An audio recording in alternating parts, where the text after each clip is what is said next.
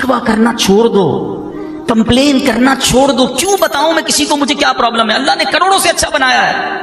شعر تو سنتے ہیں نعت کا کہ کسی کا احسان کیوں اٹھائیں, کسی کو حالات کیوں بتائیں, تمہیں سے مانگیں گے تم ہی دو گے, تمہارے در سے ہی لو لگی. نہ بتایا کرے لوگوں کو اپنے پرابلمز. اور میں ایک اور بات بتاتا ہوں, اصل میں ہمیں بعض اوقات پتہ کیا لگتا ہے, میں بیمار ہوں نا, مجھے لگتا ہے سارے صحت مند ہیں, میں اکیلا ہی بیمار ہوں. کسی کا کاروبار ڈاؤن ہو جائے اس کو لگتا ہے میرا ہی بیڑا غرق ہو گیا, باقی تو سبھی ہنس رہے تھے, میں دعوت میں گیا یار سبھی چمک رہے تھے, مجھے لگا میرا تو کاروبار تباہ ہو گیا, سب کروڑ پتی ہو گئے ہیں. اچھا کسی کی شادی میں گئے, اس کی شادی میں سج دج دیکھی تو بندہ سمجھتا ہے یار یہ تو سارے ہی ترقی کر رہے ہیں, میں ہی ٹینشن میں ہوں. ایسا نہیں ہے. میں آپ کو میں اندر کی بات بتا رہا ہوں. زندگی کی جو گاڑی ہے نا وہ مسائل کے پہیوں پر ہی چلتی ہے. دنیا میں کوئی ایسا نہیں ہے جس کے ساتھ کوئی دکھ نہیں ہے. اور ہماری جاب ہی یہی ہے, ہم شخصیات سے لوگوں سے ملتے ہی رہتے ہیں. آپ یقین کریں کبھی کبھی کسی اربوں پتی شخص سے ملنے جاتے ہیں نا, اس کا بنگلہ آپ دیکھو, اس کی گاڑی دیکھو, اس کی فیملی, اس کے ہزاروں نوکر, اور جب وہ جاتے ہیں تو کہتے ہیں تھوڑا اکیلے میں بات کرنی ہے. اور جو اکیلے میں جا کے وہ اپنا مسئلہ بتاتا ہے نا, یقین کریں دل لرز جاتا ہے کہ یار یہ کتنا دکھی ہے. دنیا کی اتنی دولت ہے اس کے پاس, مگر اس کی فیملی میں کتنی بڑی تکلیف ہے, کتنی بڑی بیماری ہے اس کو. ہم یہ سمجھتے ہیں کہ سارے لوگ خوش ہیں, ایسا نہیں ہے. پرابلمز رہیں گے زندگی میں, آزمائش کے بغیر زندگی نہیں گزرتی, مگر ہمیشہ آزمائش میں اللہ کا شکر ادا کرنا, صبر کرنا, کیونکہ رب نے تمہیں کروڑوں سے اچھا بنایا ہے. جی ہاں, جتنے لوگ اس ہال میں بیٹھے ہیں نا اور جو مجھے سن رہے ہیں, میں ایک دعویٰ کرنے جا رہا ہوں, ایک کلیم کرنے جا رہا ہوں کہ آپ جتنے لوگ یہاں پر ہیں, اللہ نے مجھے اور آپ کو کروڑوں سے اچھا بھی بنایا ہے, اور کروڑوں لوگ میری اور آپ جیسی زندگی گزارنے کی تمنا بھی رکھتے ہیں. ہو سکتا ہے کوئی میرا بھائی بیٹھا ہو جو کہے یار مولانا صاحب کیسی بات کر رہے ہو, میں تو کرائے کے گھر میں رہتا ہوں, اتنا سارا تو قرضہ ہے, اتنی ساری بیماریاں ہیں فیملی میں, اور آپ کہتے ہیں میری جیسی لائف گزارنے کی تمنا رکھتے ہیں. جی جناب, آئی پروف اٹ, میں پروف کروں گا اس کو. اللہ نے تمہیں جیسا بنایا ہے نا, کروڑوں لوگ ایسی زندگی کا خواب دیکھ رہے ہیں. سب سے پہلی بات تو آج موسم کی کر لیتا ہوں. اچھی خاصی سردی پڑ رہی ہے کراچی میں, ٹھیک ہے نا, ہم سب اندر آئے ہیں, دروازہ بند ہو گیا اس لیے ٹھنڈ کم ہے, مگر سب نے گرم کپڑے پہنے ہیں. آج بھی ہمارے وطن میں کئی لوگ ایسے ہیں جن کے پاس گرم کپڑے نہیں ہیں. ہم نے جرابیں پہنی ہیں, ان کے پاس پھٹی ہوئی جرابیں ہیں, جرابیں پہننے کے لیے نہیں. میں اور آپ گھر جائیں گے نا, گرم بستر انتظار کر رہا ہے, لحاف ہے میرے اور آپ کے پاس. کئی لوگ ایسے ہیں جو فٹ پاتھ پر سو رہے ہیں, نہیں ہے لحاف ان کے پاس. ایک لحاف میں 2-2 3-3 لوگ بیچارے ٹھٹر کے سوتے ہوں گے. میں اور آپ آج دوپہر کا کھانا کھا چکے ہیں, ابھی بھی لاکھوں لوگ ایسے ہیں جنہوں نے آج دوپہر کا کھانا نہیں کھایا. ہم سارے پیدل چل کر اس دروازے سے اندر آئے ہیں. کئی ایسے ہیں جن کے پاس پیر ہی نہیں ہے, ہم ہاتھ سے کھاتے ہیں. کئی ایسے ہیں جن کو نالیوں سے خوراک دی جا رہی ہے. میں اور آپ اپنے واش روم میں جا کر ایزیلی فارغ ہو جاتے ہیں. کئی لوگ ایسے ہیں جو اپنا یورین بھی پاس نہیں کر سکتے. میں پچھلے دنوں ہمارے بہت کلوز فیملی میں میرے ایک ریلیٹیو ہیں, ان کو ڈائلسس ہوتا ہے, اللہ ان کو شفا عطا فرمائے. انہوں نے ایک بات مجھے کہی, ہلا کے رکھ دیا. ایک بار میرے ہاتھ میں گلاس تھا پانی کا, کہتے عبدالحبیب بھائی میں پورے دن میں ایک گلاس پانی نہیں پی سکتا, ترستا ہوں کہ میں ایک گلاس پورا پی لوں. میں نے کہا کیوں نہیں پیتے؟ کہتے مجھے ڈاکٹر نے کہا ایک گلاس سے کم پانی پینا, ایک سے زیادہ پی لو گے تو ڈائلسس میں پرابلم ہو جائے گی. یار میں سوچتا رہ گیا. ہم ایک جگہ ان کے ساتھ بیٹھے تھے, سوپ پی رہے تھے. آج سردی ہے نا, بڑے مزے سے سوپ پیتے ہیں, سوپ پی رہے تھے. میں نے کہا سوپ تو پی لو, کہتے یہ بھی لکوڈ ہے, لکوڈ اپنے اندر میں داخل نہیں کر سکتا ورنہ مجھے ڈائلسس میں پرابلم ہو جائے گی. اب سوچو تو صحیح یار, اللہ کی نعمتیں کتنی ہیں ہمارے پاس. ہمارے ایک بہت اچھے دوست ہیں اور اللہ نے بہت نوازا ہے, اربوں پتی کہوں تو کم نہیں ہوگا. میں ان کے والد صاحب کو فالج کا اٹیک ہوا, یہ واقعہ سنیے گا. ان کے والد صاحب کو جب فالج کا اٹیک ہوا, میں ان سے ملنے گیا. فالج کے اٹیک سے وہ ٹھیک ہو گئے, باتیں بھی کر رہے تھے, اللہ نے کرم کیا, مگر ایک پرابلم باقی رہ گیا. وہ پرابلم کیا تھا کہ ان کے منہ میں, یعنی اب ایک بات سمجھیے گا کہ ان کے منہ میں, اب جیسے یہ گلاس ہے نا, یا کوئی بھی نوالا یا پانی کا گھونٹ ہم پیتے ہیں, لیکن میں اور آپ جب نگلتے ہیں نا, ہم جب یہ کرتے ہیں تو یہ نوالا یا گھونٹ اندر جاتا ہے. آپ زبان پر نوالا رکھ دیں یا گھونٹ رکھ دیں, وہ خود اندر نہیں جائے گا, ہمیں ایک ایکشن کرنا پڑے گا جس سے وہ حلق کے اندر اترے گا. ان صاحب کو بیماری یہ ہو گئی کہ سارا جسم ٹھیک ہو گیا, جو فالج ہوا تھا دماغ میں اس کا ایک حصہ ڈیمیج ہوا, اور یہ دماغ کا وہ حصہ تھا جو انسان کے اس ایکشن کا آرڈر دیتا تھا کہ انسان حلق سے نوالا اتار لے. وہ کہتے سب ٹھیک ہے, دیکھیں عبدالحبیب بھائی آپ کے سامنے باتیں بھی کر رہے ہیں, مگر منہ میں نوالا رکھ دیں تو نوالا نگل نہیں سکتے. میں نے کہا اس کا علاج کیا ہے؟ کہتے ہیں ڈاکٹر, بڑے بڑے ڈاکٹرز کو دکھایا, میں نے بتایا نا بہت بڑے, اللہ نے بڑا نوازا ان کو. کہتے ڈاکٹر کہتے ہیں کوئی علاج نہیں ہے, انتظار علاج ہے. اللہ کی شان ہے کہ دماغ جو ہے نا یہ خود تھوڑے عرصے بعد ایک اور پارٹ آف دا برین کو آرڈر دے گا کہ اب تم یہ کام کرنا شروع کر دو. پھر وہ یہ کام شروع کرے گا تو ان کا نوالا اترنا شروع ہو جائے گا. 15-20 دن مہینہ گزرا, میں نے پوچھا اب ابو کی طبیعت کیسی ہے؟ کہہ رہے ابو بالکل ٹھیک ہو گئے, نوالا اترنا شروع ہو گیا ہے. یار آپ سوچیں کہ میں اور آپ جو ہر نوالا کھا رہے ہیں, ہر گھونٹ پی رہے ہیں, اس میں اللہ کی کتنی بڑی نعمت ہے ہمارے ساتھ. لوگ نوالا نہیں اتار پا رہے جن کو یہ بیماری ہے. خدا را قدر کرو رب کی نعمتوں کی, شکوہ نہ کیا کریں. پریشانی چھوٹی سی آتی ہے اور ہم شکوہ شکایت کا دفتر کھول دیتے ہیں. بات تھوڑی سی صوفیانہ ہے, بڑی باریک ہے, لیکن آپ سمجھیں گے تو بہت گہری بات ہے. ایک شخص حضرت رابعہ بصری رضی اللہ تعالیٰ عنہ کے پاس سے گزرا, سر پر اس نے پٹی باندھی ہوئی تھی. آپ نے کہا کہ یہ پٹی کس چیز کی باندھی ہے؟ کہ حضور سر میں درد ہے اس لیے پٹی باندھی ہے. کمال کی بات کہی. آپ کہتی ہیں آج سر میں درد ہوا ہے تو تکلیف کی پٹی باندھی ہے, جب اللہ نے صحت مند رکھا تھا تو صحت کی پٹی باندھی تھی. بات گہری ہے, سمجھیے گا. تھوڑی تکلیف آتی ہے, سب کو بتانا کہ اگر کسی کا موبائل چوری ہو جائے, گاڑی لگ جائے یا اسکوٹر کو پرابلم ہو جائے, کاروبار میں نقصان ہو جائے, ہم کیا کرتے ہیں؟ سب کو بتائیں گے. سب کو بتانے سے ثواب تو گیا نا. کیا وہ دے دے گا آپ کو وہ چیز؟ اچھا جب نفع ہوتا ہے, آج 5,000 کا نقصان ہوا تو پورے شہر کو پتا چل گیا, پورے محلے کو پتا چل گیا. جس دن آپ نے 50,000 کمائے اس دن ہمیں بتایا کہ آج عبدالحبیب بھائی بڑے پیسے کمائے. نہیں بتاتا کوئی, اپنی نعمتیں نہیں بتاتے, اللہ کی مہربانیاں نہیں بتائیں گے, نقصان سب کو بتائیں گے. اور میں آپ کو صحیح بتاؤں, گھر والوں کو تو زیادہ نہیں بتاتے کہ گھر والوں کو بتائیں گے آج بڑی زبردست دیہڑی لگی ہے تو خرچہ شروع کر دیں گے گھر والے. تو یہ باتیں بھی نہ بتائیں. اگر مشکل آ گئی ہے نا, صبر کریں اور اس کا ثواب کمائیں. کہ احادیث میں ایک مضمون لکھا ہے اور بڑا پیارا مضمون ہے, ایک بڑی زبردست ٹاپک پر وہ حدیث ہے, سمجھیے گا کہ یہ آزمائش آتی کیوں ہے. حدیث پاک کا مضمون ہے کہ اللہ تعالیٰ کی بارگاہ میں کچھ لوگوں کا ایک مقام لکھا ہوتا ہے, ایک سمجھے کہ ایک اسٹیج لکھا ہے کہ اس بندے نے ادھر تک پہنچنا ہے اللہ کی بارگاہ میں بلندی پر.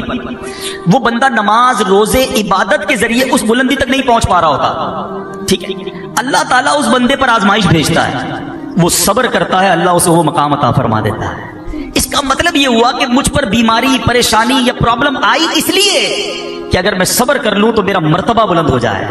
مگر بے صبری کر کے, ناشکری کر کے ہم اپنا وہ مرتبہ جو ملنے والا تھا وہ بھی ضائع کر دیتے ہیں, اور مشکل پر جو صبر پر ثواب ملنا تھا وہ بھی ضائع کر دیتے ہیں. آج میں اللہ کے ایک نبی کا واقعہ آپ کو سنانا چاہتا ہوں. یہ وہ نبی ہیں جن کے ساتھ ایسا امتحان لیا گیا کہ one of the amazing story ہے. آپ حضرت یونس علیہ السلام ہیں, اور آپ کا معاملہ یہ تھا, آپ کی قوم بت پرستی کرتی تھی. قرآن میں آپ کے واقعے کو بیان کرنے کے لیے پوری سورہ یونس موجود ہے, اور آپ نے اپنی قوم کو ڈرایا, بت پرستی نہ کرو, شرک نہ کرو, اللہ کی نافرمانی نہ کرو ورنہ سخت عذاب آئے گا. قوم کہتی کہ وہ بت پرستی کرتی تھی, آپ کی بات مانتی نہ تھی. آخر کار آپ کی قوم کو آپ نے کہہ دیا بس اب عذاب آنے ہی کو ہے, کسی وقت بھی عذاب آ جائے گا, اب اللہ کی طرف سے عذاب آنے والا ہے. قوم نے کہا, پلاننگ کی, حضرت یونس پر نظر رکھو, اگر یہ ہمارے شہر میں ہیں تو عذاب نہیں آئے گا, جس دن یہ شہر سے نکل جائیں سمجھ لو عذاب آنے والا ہے. کمال کا عقیدہ تھا, بتوں کو پوچھتے تھے مگر دل میں یہ بھی جانتے تھے یہ اللہ کے نبی شہر میں رہیں گے اللہ عذاب نہیں بھیجے گا. بہرحال آپ ایک رات تشریف لے گئے, قوم کو پتہ چل گیا, بادل بھی آ گئے, کالی بدلیاں بھی آ گئی, عذاب کے جو آثار تھے وہ نمودار ہو گئے. اب قوم نے کیا کیا, ساری قوم میدان میں جمع ہوئی ننگے سر, اب اللہ کی بارگاہ میں رونے لگے. جس پر ظلم کیا تھا اس سے معافی مانگنے لگے, اب جس کا قرضہ دینا تھا اس کے قرضے لوٹا دیے. بچے, بوڑھے, عورتیں روتے روتے اللہ کی بارگاہ میں دعا کرنے لگے, یا اللہ اب معاف کر دے, عذاب نہ بھیجیو, بت پرستی سے توبہ کرتے ہیں, حضرت یونس پر ایمان لے آئیں گے, اے اللہ اس بار عذاب کو ٹال دے. اتنا گر گڑائی قوم کہ سبحان اللہ وہ آتا عذاب واپس چلا گیا. ادھر حضرت یونس علیہ السلام باہر شہر سے یہ سوچ کر چلے گئے تھے کہ جب میں واپس آؤں گا اس قوم نے تباہ ہو جانا ہے, مگر جب آپ واپس آئے تو کوئی عذاب نہیں آیا تھا, ایوری تھنگ از اوکے. تو لوگوں نے کہا حضور اپنی قوم کی طرف جائیے. کہا میں کیسے جاؤں؟ میں اگر قوم کی طرف جاؤں گا تو قوم مجھے جھوٹا کہے گی. اچھا ان کو یہ نہیں پتا تھا کہ قوم نے توبہ کر لی ہے اور حضرت یونس پر ایمان لانے کی نیت بھی کر لی ہے. ادھر حضرت یونس سمجھ رہے ہیں کہ میں اگر شہر میں چلا گیا تو انہوں نے تو مجھے قتل کر دینا ہے کہ تم جھوٹے ہو, تم نے کہا تھا اللہ کا عذاب آئے گا, عذاب آیا نہیں کیونکہ آپ کو یہ حکم مل چکا تھا کہ عذاب آ رہا ہے. اب آپ اسی جس کو کہیں کہ کیفیت میں اس شہر میں داخل ہونے کی بجائے آپ باہر گئے, کشتی میں سوار ہوئے اور اس شہر سے باہر کہیں جانے کے لیے روانہ ہو گئے. ایک اور آزمائش, وطن تو چھوٹ گیا, اب کشتی بیچ سمندر میں جا کر رک گئی. اب اس زمانے کی قوم کا ایک اصول تھا کہ جو بھاگا ہوا غلام ہوتا تھا نا, وہ جب کشتی کہیں رک جائے تو سمجھ لو اس کشتی میں کوئی بھاگا ہوا غلام ہے. اب انہوں نے کہا کون ہے, تو ایک قرآن دازی ڈالی گئی اور اس قرآن دازی میں حضرت یونسی کا نام نکل آیا. بھری کشتی سے بیچ سمندر میں آپ کو انہوں نے دریا میں سمندر میں ڈال دیا. There is no life jacket on that time, کوئی لائف جیکٹ نہیں تھا, آپ کو سمندر میں ڈال دیا, کشتی آگے چلی گئی. اللہ کے نبی ہیں, آزمائش دیکھو. اب جب سمندر میں ڈوبنے لگے تو ایک بڑی سی مچھلی آئی اور حضرت یونس علیہ السلام کو اس نے نکل لیا. آزمائش پر ایک اور آزمائش, اللہ اکبر. مگر زباں پر شکوہ نہیں تھا, شکایت نہیں تھی کہ یا اللہ تیرا نبی اور میرا یہ حال. اللہ اکبر, آپ کی عاجزی دیکھیں, آپ نے اس مچھلی کے پیٹ میں وظیفہ کرنا شروع کر دیا. اور یہ کون سا وظیفہ تھا؟ لا الہ الا انت سبحانک انی کنت من الظالمین. جو آیت کریمہ ہم پڑھتے ہیں نا, یہ کہاں سے ملی ہے؟ یہ حضرت یونس علیہ السلام نے مچھلی کے پیٹ میں اس کا ورد کرنا شروع کر دیا. ایک عاجزی کا انداز تھا, ایک گر گڑانے کا انداز تھا, ایک توبہ کا انداز تھا. آپ پڑھتے رہے, مچھلی کے پیٹ میں رہے, کئی دن مچھلی کے پیٹ میں رہے. اس مچھلی نے آ کر کنارے پر آپ کو اگل دیا. اب جب آپ کنارے پر آئے, کمزور ہو چکے تھے, جلد بھی آپ کی بالکل نرم ہو چکی تھی, کھڑے ہونے کی بھی ہمت نہ تھی. اللہ کی شان دیکھیں, اللہ نے وہاں ایک کدو کی جو بیل تھی, ایک چھوٹا سا پودا آپ کے قریب اگ گیا, اسی سے آپ کو خوراک ملی, انرجی ملی, صحت ملی. اور کچھ دنوں کے بعد جب اپنے شہر آپ واپس آئے تو لوگوں نے آپ کو بڑی عزت کے ساتھ ویلکم کیا, آپ پر ایمان لائے اور ہنسی خوشی وہ زندگی گزارنے لگے. میرے میٹھے اسلامی بھائیوں, یہ واقعہ میں نے کسی سٹوری بک سے نہیں سنایا, یہ واقعہ میں نے آپ کو کسی ناول سے نہیں سنایا, یہ واقعہ قرآن مجید فرقان حمید میں اللہ تبارک و تعالیٰ نے بیان کیا. مگر بدقسمتی یہی ہے کہ ہم جو ہے قرآن کو پڑھتے نہیں ہیں. چنانچہ سورہ یونس کی اگر آپ تلاوت کریں, 11 پارے میں یہ سورہ ہے, 97, 98, 99 آیت میں یہ واقعہ بڑی پیار سے, بڑی تفصیل سے موجود ہے. اور اگر اس کی تفسیر پڑھیں گے تو مزید اس کے بارے میں معلوم ہوگا. میں نے یہ واقعہ آج کیوں بیان کیا؟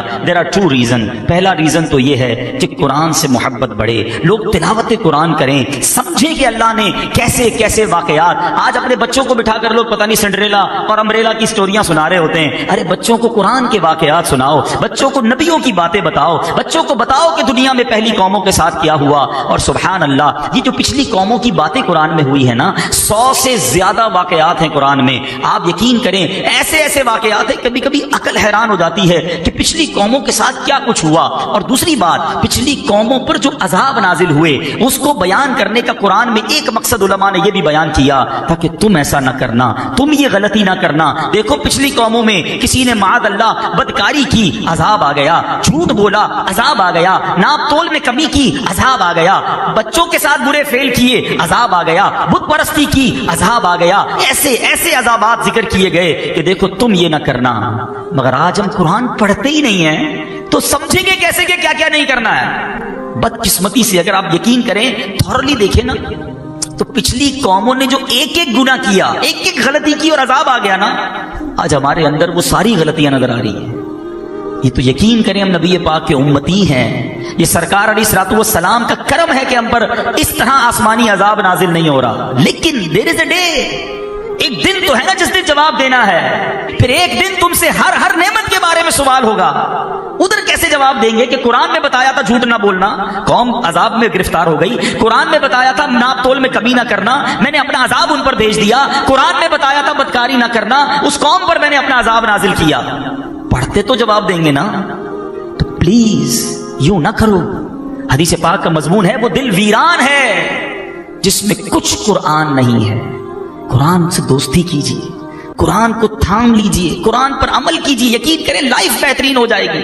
ایٹ لیسٹ یہ سیٹسفیکیشن تو ہوگی, یار میں نے پورا قرآن پڑھا ہوا ہے, اس کا ترجمہ پڑھا ہوا ہے, اس کی تفسیر پڑھی ہوئی ہے, میں مسلمان ہوں, میرے رب نے کیا فرمایا یہ مجھے معلوم ہے. یہ سیٹسفیکیشن تو لاؤ اپنے دل میں. یہ بھی نہیں ہے. ایسی کیسی زندگی ہے کہ ہم اس طرح قرآن سے دور زندگی گزار رہے ہیں مسلمان ہوتے ہوئے. آج اتنا سوشل میڈیا میں انوالومنٹ ہے ہمارا, موبائل سب کے پاس ہے, بلکہ اب تو موبائل میں یہ سافٹ ویئر بھی آ گئے ہیں کہ موبائل خود بتاتا ہے کہ آج آپ نے کتنے گھنٹے کس سافٹ ویئر پر گزارے ہیں. کبھی دیکھیے گا کہ ایک دن میں سینکڑوں بار, ہنڈریڈز آف ٹائم ہم موبائل دیکھتے بھی ہیں اور کئی سافٹ ویئر 100 بار آن کرتے ہیں. اتنے سارے سافٹ ویئر ہیں ڈیلی آن لائن. ابھی اتفاق بتاتا ہوں, میں پہلے بیان میں کہتا تھا, کل مجھے ایکسپیرینس ہوا, مجھے ایک بندے کو تلاش کرنا تھا, ایک امانت تھی ان کی میرے پاس, مجھے اس کو تلاش کرنا تھا. ان کا فون نمبر ملاؤں, فون بند, دوسرا نمبر ملایا, وہ بند. میں نے کہا یار امانت لوٹانی کیسے لوٹاؤں. میں نے اس بندے کو سرچ کیا فیس بک کے اوپر, اس کا پیج مل گیا, تصویر میں نے دیکھا بندہ یہی ہے, لیکن میں دیکھتا رہا 1 سال ہو گیا وہ بندہ آن لائن نہیں ہوا ہے. 2000 جنوری 19 سے لے کر اب تک وہ آن لائن نہیں ہوا. میں نے کہا یار یہ کیسے ہو سکتا ہے, آج کل تو روز ہی لوگ آن لائن ہو رہے ہوتے ہیں. میں نے اس کی اباؤٹ کو کلک کیا تو اس کی فیملی کے لوگوں کا نام آ گیا, اس کے بیٹے کا نمبر ہے, میں نے بیٹے کے پیج پہ کلک کیا, میں نے اس کے بیٹے کو میسج کیا کہ مجھ سے بات کریں, مجھے آپ سے کام ہے. اس کے بیٹے کا مجھے فون آیا کہ آپ نے مجھے میسج کیا. میں نے کہا جی. میں نے کہا آپ کے ابو سے بات کرنی ہے. کہہ رہے ابو کا انتقال ہو گیا. کتنا ٹائم ہوا؟ بولا 1 سال ہو گیا. میں یقین کریں یہ بات بیان میں کرتا تھا, آج میرے ساتھ یہ بات پروف ہوئی کہ میں اور آپ مر جائیں گے, سافٹ ویئر آف لائن ہو جائیں گے. لوگ سوچیں گے 6 دن ہو گئے آن لائن نہیں ہوا, بندہ کدھر گیا؟ پتا چلا قبر میں چلا گیا ہے. جب میں اور آپ قبر میں جائیں گے نا, each and every software become offline. مگر جس کے دل میں قرآن ہوگا, قرآن قبر میں بھی آن لائن ہو جائے گا. آج قرآن آف لائن رکھا ہے میں نے اور آپ نے, اکثر لوگوں نے نہیں پڑھتے قرآن, 1 مہینہ گزر جاتا ہے, پورا سال گزر جاتا ہے قرآن نہیں پڑھتے. آف لائن ہے قرآن, سارے سافٹ ویئر آن لائن ہے. ارے اسے آن لائن کرو جو قبر میں بھی آن لائن رہے گا, نور کا کام دے گا, شفاعت کا کام دے گا. احادیث کا مضمون ہے کہ سورہ ملک پڑھنے والا روزانہ قبر میں عذاب کے فرشتے آئیں گے, وہ اس کے آگے روک بن جائے گا, وہ اس کی شفاعت کرے گی. مگر نہیں پڑھتے. خدا را میرے میٹھے اسلامی بھائیو, قرآن کے بغیر مسلمان کیسا ہے؟ کم از کم روز کچھ تو قرآن پڑھیں. اور سبحان اللہ, اللہ سلامت رکھے میرے پیر و مرشد کو. دعوت اسلامی والوں نے کیا شاندار نظام دیا, ایٹ لیسٹ کم از کم روزانہ 3 قرآن پاک کی آیتیں ترجمہ اور تفسیر کے ساتھ پڑھ لیں. یہ مدنی انعام امیر اہل سنت نے دے دیا. 3 آیتوں کا ٹائم نہیں ہے یار, پورے قرآن میں سے روز کی 3 آیتیں پڑھیں گے تو تھوڑا تھوڑا تھوڑا کر کے کہیں تو پہنچ جائیں گے. اچھا, پھر اس کے لیے آج کی آسان اردو زبان میں شاندار تفسیر قرآن دعوت اسلامی نے ہمیں دے دی, تفسیر قرآن صراط الجنان, ویری ایزی اردو. اچھا, پھر 10 جلدوں میں ہے, اس کی اپلیکیشن بنا دی. نہیں خرید سکتے بھائی, اپلیکیشن فری میں ڈاؤن لوڈ کر لو, روز اسی سے تھوڑا تھوڑا پڑھ لو. اچھا, ہمیں پھر یہ باتیں آنے لگی کہ ہم سننا چاہتے ہیں, پڑھنا چاہتے ہیں, اردو آتی نہیں پڑھنا, ہمارے پاس دوسرے ملکوں سے میسج آنے لگے, تو پھر الحمدللہ اس کی آڈیو ریکارڈنگ کرانا شروع کر دی. اور آج اللہ کی رحمت سے بہت ساری صورتیں تفسیر قرآن آڈیو میں موجود ہے, اس کی کلپس وائرل ہونا شروع ہو گئے. پھر بھی ہم قرآن سے دور ہیں. انڈرسٹینڈ کریں پلیز, آج نیت کر کے جاؤ. بے شک یہ شادی کی محفل ہے, مگر کاش یہ میری اور آپ کی زندگی کا ایک ٹرننگ پوائنٹ بن جائے کہ from the now on word, آج سے لے کر آگے زندگی تک میں روز قرآن پڑھوں گا. ارے یار, ایسا دن کیسا کہ آج پورے دن میں قرآن کو آنکھوں نے دیکھا نہیں, کانوں نے قرآن سنا نہیں, زبان نے کچھ قرآن پڑھا نہیں. نیت کرو میں سوؤں گا نہیں جب تک میری آنکھیں کچھ قرآن نہ دیکھ لیں, میری زبان کچھ قرآن نہ پڑھ لے, میرے کان کچھ قرآن سن ڈالے. اور اب دوسری بات جو اس واقعے سے سننی ہے, اور اس کے بعد میں اپنے بیان کو ختم کروں گا, کہ حضرت یونس علیہ السلام کے اس واقعے سے سیکھنا کیا ملا. صبر. کیسا صبر تھا. آپ سوچیں, اللہ کے نبی ہیں, وطن چھوٹا, کشتی سے پانی میں ڈال دیا گیا اور مچھلی نے پیٹ میں نگل لیا. ان تمام باتوں کے باوجود زباں پر شکوہ نہیں تھا. مگر آج چھوٹی چھوٹی تکلیف پر, چھوٹی چھوٹی آزمائش پر زبان پر شکوے ہیں, شکایتیں ہیں. اللہ نے کچھ دیا ہی نہیں, میں تو پیچھے رہ گیا. آج کل تو ایک عجیب معاملہ یہ کہ کسی سے طبیعت پوچھو نا, کیا حال ہے بھائی, سب ٹھیک ٹھاک ہے. اب اس کے بعد بندہ خود ہی شرمندہ ہو رہا تھا, نہ ہی پوچھتا تو اچھا تھا. ارے بھائی کچھ بھی ٹھیک نہیں ہے, اتنی شکایتیں, اتنے شکوے, طبیعت بھی صحیح نہیں ہے, کاروبار بھی ڈاؤن ہے, مارکیٹ بھی ڈاؤن ہے, فیملی میں بھی پریشانی ہے. مجھے بتاؤ, آپ نے کسی کو یہ ساری باتیں بتائیں, کیا وہ حل کر دے گا؟ آپ کا کاروبار ٹھیک کر دے گا, چیک بنا دے گا, لو بھائی 2 ملین روپے, کاروبار اچھا کر لو. صحت اچھی نہیں ہے, کیا وہ ڈاکٹر ہے جو فوری طور پہ آپ کا علاج کرے؟ کچھ بھی نہیں کرے گا. وہ آپ کا ثواب چلا گیا. جو صبر کا ثواب تھا نا, وہ آپ نے ضائع کر دیا. انفارچونیٹلی قرآن سے ہم بہت دور ہو گئے. اس بات کو یوں سمجھیے کہ ایک بوڑھی خاتون ایک گاؤں میں رہتی تھی, اور اس کا بچہ باہر بیرون ملک کمانے کے لیے گیا. ماں بیمار تھی, غریب تھی, علاج کے پیسے بھی نہیں تھے, کھانے پینے کے پیسے بھی نہیں تھے. بیٹا ہر مہینے خط لکھتا، ماں کے پاس اینولپ آتا، ماں اسے کھولتی، ارے میرے لال کا خط آیا ہے، بیچاری پڑھی لکھی تھی نہیں، اس خط کو چومتی اور ایک دراز میں رکھ دیتی۔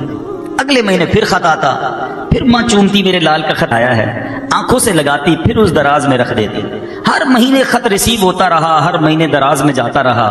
ماں کے پاس ماں بیماری بڑھتی گئی، پیسے تھے نہیں، نہ دوائی لے سکی، نہ پراپر خوراک لے سکی، اسی بیماری میں ماں کا انتقال ہو گیا۔ جب کفن دفن کرنے لوگ آئے، گھر کی صفائی ہوئی، ایک دراز کھولی گئی، بہت سارے لیٹر نکلے اور ہر لفافے میں پے آرڈر تھا، منی آرڈر تھا۔ بیٹا ہر مہینے ماں کو رقم بیچتا رہا، مگر ماں پڑھی لکھی تھی نہیں، وہ چوم کر اس خط کو تو رکھتی رہی۔ ہزاروں لاکھوں روپے آ چکے تھے، اسے کیش کروا لیتی، علاج بھی ہو جاتا، خوراک بھی مل جاتی، گھر بھی بن جاتا۔ بیٹا ہر مہینے ماں کو بیچتا رہا، مگر بے پڑھی ماں سمجھ ہی نہ سکی کہ یہ خط ہے یا میرے لیے پیسے ہیں۔ سچ بتاؤ، قرآن کو ہم نے کیا کیا ہوا ہے؟ چومتے ہیں، آنکھوں سے لگاتے ہیں، ہر نئے گھر میں قرآن رکھتے ہیں، ہر نئی دکان میں قرآن رکھتے ہیں۔ اس میں کیا کیا خزانہ ہمارے لیے موجود ہے، اس میں کون کون سی نعمت چھپی ہوئی ہے، ہم میں سے کس کو پتا ہے؟ پڑھنے کا ٹائم ہی نہیں ہے، اگر پڑھیں گے نہیں تو اس کی برکتیں کیسے حاصل کریں گے؟ تو حضرت یونس علیہ السلام کا جو میں نے آپ کو قرآنی واقعہ سنایا، یہ میسج دیتا ہے کہ آزمائشیں آئیں گی، پریشانیاں آئیں گی زندگی میں، صبر کرنا، آزمائش پر صبر کرنا، اللہ کی ہر فیصلے پر شکر کرنا، جو دیا اس پر اللہ کا شکر ادا کرتے رہنا۔ قرآن میں رب نے وعدہ فرمایا ہے تم میرا شکر ادا کرو، میں تمہیں اور عطا فرماؤں گا۔ آپ شکر تو کریں، جو بھی دیا اس پر شکر کریں۔ جو میں نے کہا نا کہ ہم جتنے بھی لوگ بیٹھے ہیں، ہم سے زیادہ پریشان ہیں لوگ، مصیبت میں ہیں۔ ایک بزرگ کے بارے میں آتا ہے، کہیں روڈ پہ جا رہے تھے، پیر میں جوتے نہیں تھے، کہا یا اللہ جوتے ہی نہیں دیے مجھے۔ تھوڑی دیر ہوئی تو برابر سے ایک بندہ نکلا جس کے پیر ہی نہیں تھے، کہا یا اللہ معاف کر دے، مالک پیر تو دیے، تیری مہربانی۔ جب بھی یہ احساس ہونا کہ میں کچھ لوگوں سے پیچھے رہ گیا ہوں، میرے پاس کم ہیں چیزیں، اپنے سے کمتر کو دیکھ لینا، زبان سے شکر نکلے گا۔ نبی پاک علیہ الصلوۃ والسلام کا فرمانے عالی شان ہے، قیامت کے روز اللہ کریم کے عرش کے سوا کوئی سایہ نہ ہوگا۔ پھر فرمایا 3 لوگ ایسے ہوں گے جو اللہ کے عرش کے سائے میں ہوں گے، اور وہ 3 کون ہیں؟ نمبر 1، جو شخص میرے امتی کی پریشانی دور کرے۔ نمبر 2، میری سنت کو زندہ کرنے والا۔ اور نمبر 3، مجھ پر کثرت سے درود پڑھنے والا۔ اب ذرا غور کر لیں کہ امت کی پریشانی دور کرنے والا اللہ کو اتنا پسند ہے کہ قیامت کے دن رب کریم اس کو اپنے عرش کا سایہ نصیب فرمائے گا۔ اب میں اور آپ غور کریں کہ ہم پریشانی دور کرنے والے ہیں، بدقسمتی سے کچھ لوگ پریشانی کریٹ کرنے والے ہوتے ہیں، ٹینشن دینے والے ہوتے ہیں، ٹینشن دور نہیں کرتے، ان کی ذات سے لوگوں کو پریشانی ہو رہی ہوتی ہے۔ جو پریشانی دور کرتا ہے اس کو اللہ اپنے عرش کا سایہ نصیب کرے گا، جو لوگوں کو پریشان کرتا ہے اس کا کیا حال ہوگا؟ غور کریں کتنا ناپسندیدہ ہوگا وہ شخص۔ اب یہاں چونکہ خاندان کے لوگ بیٹھے ہیں، کاروباری لوگ بیٹھے ہیں، چیک کر لیں کہ مجھ سے کاروبار کرنے والا، میرے یہاں جاب کرنے والا، یا میں جدھر جاب کرتا ہوں ادھر میرا سیٹ مجھ سے جو رشتہ داری کرتا ہے، رشتہ دار بھی بیٹھے ہیں نا، رشتہ داری کرتا ہے وہ، یا میرا پڑوسی، ہماری ذرا تھوڑا سا آس پاس غور کریں نا، لوگ مجھ سے پریشان ہیں یا مجھ سے خوش ہیں، یہ آپ کو چیک کرنا ہوگا۔ اگر میں لوگوں کے لیے ٹینشن ہوں، پریشانی ہوں، تو یہ درست نہیں ہے۔ اللہ کو پسند ہے وہ شخص جو لوگوں کی پریشانی دور کرے۔ اور کچھ لوگ واقعی ہوتے ہیں، ماشاءاللہ میں نے دیکھا ہے، آپ نے بھی دیکھا ہوگا کہ لوگ پریشانی کے وقت ان کے پاس جاتے ہیں کہ یار یہ ٹینشن ہو گیا، وہ بولتے ہیں فکر نہیں کرو میں تمہارے ساتھ۔ اور یہ بھی ایک حدیث پاک ہے، حدیث پاک کا مضمون ہے کہ اللہ نے کچھ لوگوں کو لوگوں کی حاجتیں پوری کرنے کے لیے پیدا فرمایا ہے۔ کیا بات ہے، میں یقین کرے وہ حدیث جب سے پڑھی ہے نا، ایمان تازہ ہو گیا کہ یہ کیسے لوگ اللہ ان لوگوں میں ہمیں بنا دے۔ اور آقا فرماتے یہی لوگ کامیاب ہے اور اللہ ان سے راضی ہوگا، حدیث پاک کا مضمون ہے۔ رب نے بنایا اس لیے ان کو کہ لوگ اپنی حاجتوں کے لیے، اپنی پریشانیوں کے لیے ان کے پاس جائیں گے اور وہ ان کے لیے آسانی پیدا کریں گے۔ اور ایسے ہوتے ہیں ماشاءاللہ، کبھی خاندان میں دیکھتے ہیں، مارکیٹوں میں بھی ایسے بزرگ ہوتے ہیں۔ لیکن میں اور آپ ایسے ہیں، اب فیملی کے لوگ بیٹھے، ہم غور کریں کہ ہم اپنے ماں باپ کے لیے، اپنے بھائی بہنوں کے لیے، اور بالخصوص اپنے سسرال والوں کے لیے ہم پریشان بناتے ہیں، پریشانی کریٹ کرتے ہیں یا آسانی کرتے ہیں؟ آج کل تو یہ مزاج بنا ہوا ہے نا کہ جناب اپنی فیملی کے ساتھ تو ٹھیک ہے، سسرال والوں کے ساتھ ذرا ٹائٹ رہنا ہے، ہاں ادھر اتنا جھک کے نہیں رہنا ہے، ان کو ٹینشن دینی ہے، دیر سے جانا ہے، سب سے آخر میں جانا ہے، تم جب تک نہ جاؤ تو کھانا شروع نہیں ہونا چاہیے. یہ کیا ہے؟ ہمارا کام آسانی دینا ہے. ہمارا مسلمان جو ہے وہ تکلیف دینے والا نہیں ہوتا، ہر کسی کے لیے اس کو فیل ہی کروا دیں. میں آپ کو مشورہ دیتا ہوں کہ جتنے ینگسٹرز یہاں بیٹھے ہیں، جس طرح آپ کے ماں باپ کی آپ اولاد ہے نا، احادیث میں مضمون ملتا ہے کہ ساس سسر بھی ماں باپ ہوتے ہیں. بچیاں جو مجھے سن رہی ہیں وہ بھی غور سے سنیں، جس طرح تمہارے ماں باپ ہیں، اس طرح ساس سسر بھی تمہارے ماں باپ ہیں. ان کو کیوں تمہاری وجہ سے تکلیف ہونی چاہیے؟ بالکل اسی طرح ادب کریں، خیال رکھیں، تکلیف نہ دیں. مگر آج پرابلم یہ ہے کہ ہماری وجہ سے لوگوں کو پریشانی ہوتی ہے. غور کریں. اور دوسرا بندہ میرے آقا نے فرمایا، سنت کو زندہ کرنے والا، سنت کو زندہ کرنے والے کو قیامت کے دن اللہ کے عرش کا سایہ نصیب ہوگا. اب ذرا غور کر لیں کہ ہم کتنی سنتوں پر عمل کرتے ہیں.